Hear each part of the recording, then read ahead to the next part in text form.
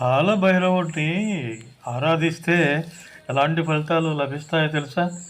కాశీ వల్లభుడు శివపుత్రుడు అయినటువంటి కాలభైరవుడు శివుని తామస స్వరూపుడు. కాశీ క్షేత్ర పాలకుడు, సునక వాహనుడు, దుఃఖ నాశనకారుడు.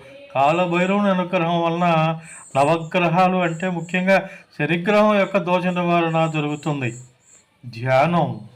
నమో భూతనాదం నమః ప్రేతనాదం నమః కాలకాలం నమో రుండమాలం నమః కాళికా ప్రేమలోలం కరాళం నమో భైరవం కాశికా క్షేత్రపాలం. ఈ విధంగా కాలభైరవుణ్ణి ధ్యానిస్తే అత్యుత్తమ ఫలితాలు పొందవచ్చు. ఇంకెందుకు ఆలస్యం, మీరు ధ్యానించండి.